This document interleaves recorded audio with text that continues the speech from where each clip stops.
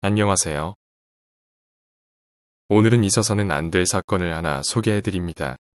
이 세상에서 가장 고귀한 단어는 무엇일까요? 여러 가지가 있겠지만 저는 단연코 어머니라는 단어를 떠올립니다.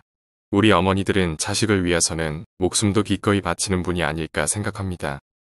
이 사건은 2018년 12월 29일 일어난 사건입니다. 안타까운 사건의 내용은 이렇습니다. 과거 절도 등 범죄로 형사처벌을 받고 직장을 꾸준히 다니지 않는다는 어머니의 고중에 불만을 품고 흉기로 어머니를 잔혹하게 살해한 30대 아들에게 징역 20년의 중형이 확정됐다. 이 사건에서 어머니는 옷을 갈아입고 도망치라며 피를 흘리며 숨을 거두는 순간까지도 아들에 대한 사랑을 거두지 못했다. 대법원 2부는 존속살해 혐의로 기소된 우모 씨의 상고심에서 징역 20년을 선고한 원심을 확정했다고 17일 밝혔다. 오 씨는 2018년 12월 29일 오후 5시께 술에 취한 채 누워서 텔레비전을 보고 있던 중 뭐라도 해라 가만히 있지 말거라는 어머니의 말에 잔소리 그만해라 하며 말대꾸를 했다. 이에 어머니가 양손톱으로 목 부위를 핥히고 뺨을 때리자 오 씨는 순간적으로 격분해 나무의자를 양손으로 집어들고 어머니의 머리 부위를 수에 내리쳐 바닥에 쓰러뜨린 뒤 문구용 가위로 목 부위를 찔러 사망에 이르게 한 혐의로 재판에 넘겨졌다. 오 씨는 과거의 절도, 음주 무면허 운전 등으로 구속되거나 처벌받은 일과 평소 직장을 꾸준히 다니지 않고 일주일에 4회 이상 술을 마시는 것을 어머니가 탓하며 친누나들과 비교하고 매일 사고만 친다며 꾸지람을 하는데 불만을 품고 있었던 것으로 추서됐다. 특히 오 씨의 진술서에 따르면 어머니는 피를 많이 흘리며 사망하는 순간까지도 아들을 걱정하며 옷을 갈아입고 현장에서 도망가라고 말했던 것으로 드러났다. 검찰은 오 씨가 어머니를 살해한 뒤 집을 나와 이틀간 자동차 운전면허 없이 승합차를 운전한 사실에 대해 도로교통법 위반 혐의도 적용했다. 1심은 피고인이 술에 취해 우발적으로 범행을 저지른 것으로 보이고 누나 등이 선처를 탄원하는 점 등 일부 유리한 정상도 존재하지만 직계 존속인 어머니를 범행 대상으로 삼았고 범행 방법이 잔혹하다는 점에서 비난 가능성이 높다며 징역 20년을 선고했다.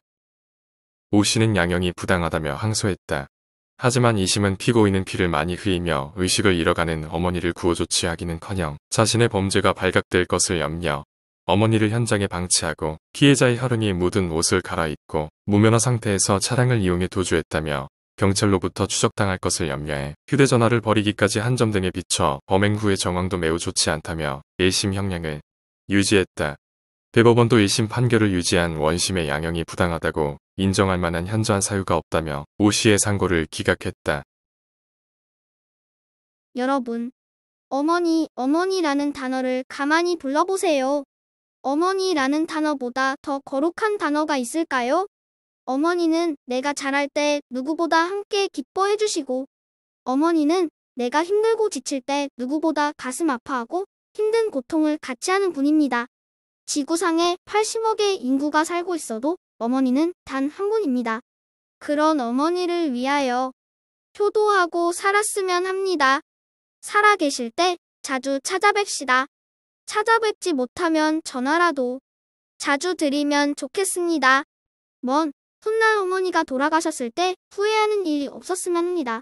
오늘 사연 어떻게 들으셨는지요? 너무나 아픈 사연이지만 자식에 대한 어머니의 무조건적인 사랑을 알게 해주었습니다. 자식에게 죽임을 당하시면서도 자식을 걱정해서 피 묻은 옷을 갈아입고 가라는 말씀을 너무 진한 감동으로 다가옵니다.